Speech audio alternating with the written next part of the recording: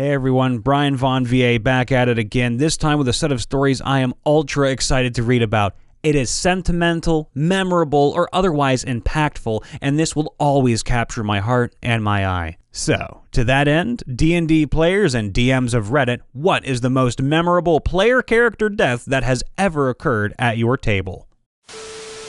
Long post, TLDR, or Dwarf Gunslinger got voided by TDOMT, but he got better, aka the deck of many things. The most memorable character death of all time at our table came at the result of that most heinous and dangerous of artifacts, the deck of many things.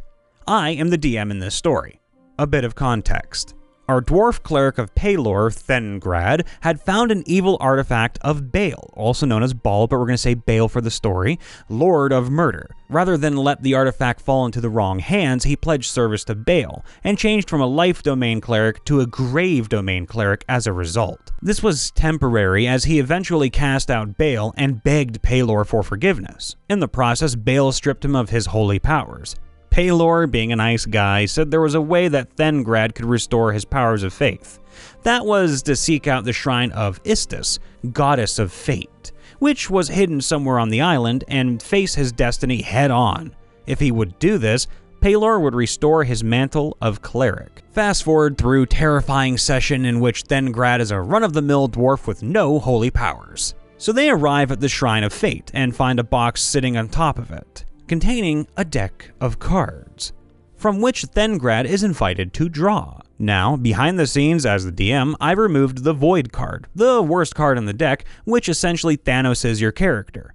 They have their soul removed, imprisoned, and they're unmade. I didn't want the consequences of Thengrad meeting his fate to have his character dusted. Wouldn't have been fair. So Thengrad draws the Flames card, and draws a powerful Dullen to chase the party every new moon until they permanently kill it. He then draws the Sun card, which advances him to level 10. We were playing XP. Thengrad has his powers restored, and the party breathes a sigh of relief. Whew. But the deck is still there. The Goddess of Fate asks the party what they desire. If they will offer up a magical item, she will reveal to them secrets of the future to come. She will also let them draw from the deck if they wish to. I, the DM, must be out of my mind. However, at this point, I put the Void card back in. From now on, they dance with the devil. Some players draw cards, get items, lose items, etc. One gets transported to a nearby dungeon cell, and the party vow to go after him. So, now we have to talk about another character at the table, and that is Balandor. He is also a dwarf, but a gunslinger and a tinkerer, and has a mechanical dire boar named Porkchop. He is intrigued by the deck. He draws a card, the Knight, which gives him a level 4 follower, whom he names Steve.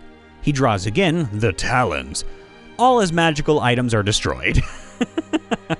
He then utters one of the most memorable lines in our campaign, if not the entire time spent playing D&D. "Fate demands more," he says as he draws his third card, the Void. The table goes silent. I describe how Balandor, Steve, and Porkchop all fade away to ash before their eyes, leaving no trace. Party goes into full-on panic mode and stops drawing cards. There is a happier epilogue to this tale. Balandor's player rolls up a new character, a teenage sorceress, and is placed in the same cell as imprisoned PC. Together, they mount a daring escape. Later in the game, teenage sorceress is reunited with her father, and the party meet the archmage, I'm sorry if I butcher the name, Mordenkainen, who helps them discover how they can return Balandor to existence. And they do. Fast forward to the current narrative, Balandor has married the fighter in-game, just before the final fight against the big bad evil guy, which the party defeats spectacularly. And in the new campaign to follow, they become Lord and Lady Hildebrand, Count and Countess of Castle Rend. The party eventually kill Thengrad's headless stalker too, and he discovers that in a past life, he has been ordained a saint of Paylor. His god grants him a holy hammer and the chance to ascend to the heavens, which he refuses for now. He still has friends to protect. But it's not happily ever after just yet for our heroes. They're now level 12, and the most dangerous threats they have ever faced lurk in the shadows, biding their time. However, from this series of events, Balandor learned something important, that no matter how much more fate demands, you are always the master of your own destiny. Fighting a large robot powered by biomass, which grabs people and drops them into an opening with a blender in it, which is how it collects more biomass for its generator. Normally, critical fails aren't that bad. You can only hit your own ally if it's legitimately believable. Otherwise, you might jam a gun or something else that costs a turn. However, my character is attempting to throw a crate into a hole on a robot that is itself moving erratically. This is such a ridiculously risky move that, of course, both Crate and my character go into the blender together. My character gets blown to smithereens and liquefied at the same time. The robot itself is destroyed, and the only reason there isn't a fine red mist is that my character is actually more dead than that. He died, is what I'm saying. Who wants a muffin? It wasn't funny to me at the time, but it's grown on me as I've gotten better at the game. This death was on my second ever character when I was still new to the game. I was making a new character in an already ongoing campaign, and after my first combat with the party, I was feeling extremely undergeared, and very self-conscious about it both in and out of character. After a near-party wipe, my two other group mates had finished gathering things they needed to become half-dragons. I had some solo time, and I thought to myself, I should go find a dragon horde to steal, so I can buy some decent gear, so I'm not so undergeared. So I told the DM my plan, shook his head, and said to roll a percentile die to figure out what kind of dragon you find. To my character's luck, I rolled an adult silver dragon.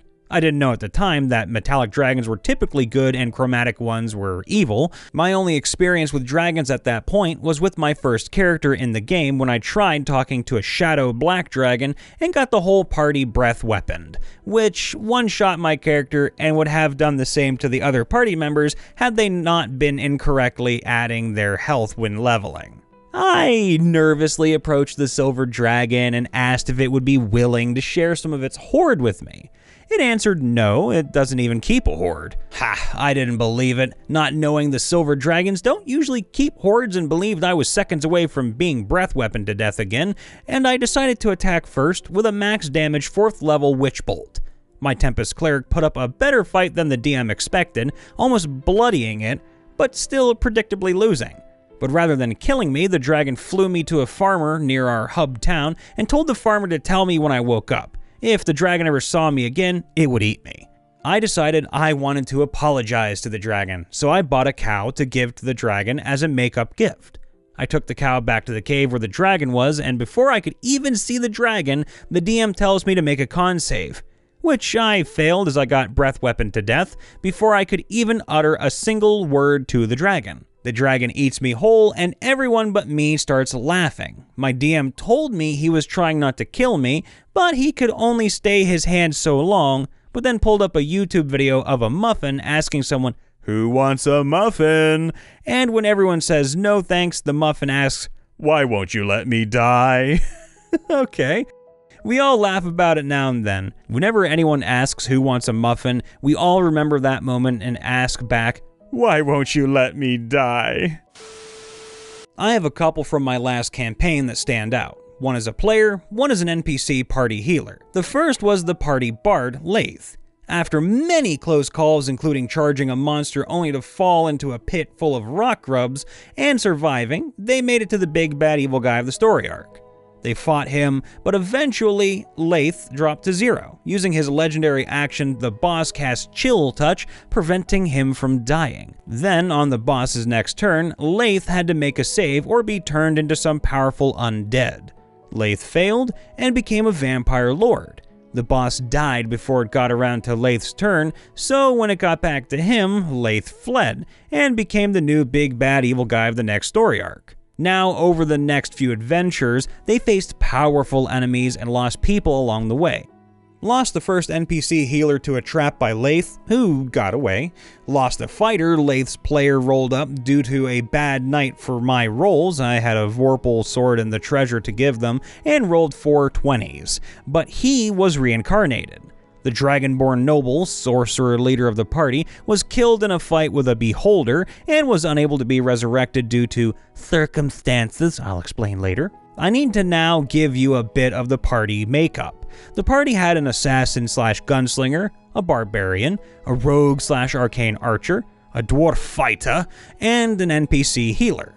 The replacement healer was an NPC kobold druid whose only magic item was the black dragon mask. She was later jumped and the mask was stolen.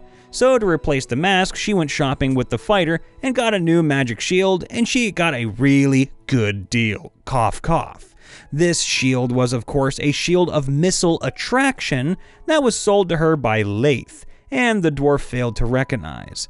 I mentioned the really good deal a few times, and no one caught the clues. A few adventurers down the road, the only times she was shot were times she was targeted, or so the players thought. I mean, she is the healer, after all. They finished an adventure, and where they were to get a reward in the middle of the forest is a letter addressed to them from Lathe, with 4 tickets to a play for the PCs. The party gets back to town to find out there's been a propaganda campaign running smearing their names. They go to the play, which is a comedic retelling of the death of the Dragonborn, think Don Quixote meets the Three Stooges, with a false list of how they go through the healers like Spinal Tap drummers. There was only one accurate name on the list. The party goes to the same tavern they always frequent when the kobold is jumped by 4 assassins. The only person to notice the assassins moving was the party assassin, so he wasn't surprised. 3 of the 4 assassins strike her, nearly killing her when it's the assassin/gunslinger's turn. He pulls out his rifle, fires on the 4th assassin, and asks, "Since he hasn't acted yet, he's surprised, so I get an automatic crit, right?" I say, "She is definitely surprised, roll that damage." He rolls and I say, "What you see is that your bullet arc around the assassin, and instead of striking him, it hits Talk, the druid healer. With the damage she's already sustained, you killed her. At which point, Blue Assassin, I had the minis color-coded, casts a spell holding up a small gem." Yes, not only did they kill the party healer, but Lathe's minions cast a Modify Soul Cage to prevent her from being raised. The fight ended with her body getting shot a few more times from others, she was still cursed, and the guy with the Soul Cage teleporting out. This led them on a long series of adventures that got them to finally confront Lathe and recover the souls of the healer, but also the Dragonborn, allowing that player to get his main resurrected. After the fight, the party went back to the theater only to find the poster had a new line, "Talk, killed in a bar fight by her own party." Hey everyone, Brian here. Hope you enjoyed today's stories. If you did, leave a like and a comment with your own story down below, and using a bonus action, give us a little subscribe and smack that bell to know when we post and go live. Now, if you want your stories to be read live or used in a video, check out r/MrRipper and submit a story today. Links are in the description below. Also, consider supporting me, your local positive narrator Brian Vaughn VA, by checking out my YouTube and subbing over there too. I post gaming-related content, stream twice a week, and talk all about voice acting goodness whenever I can.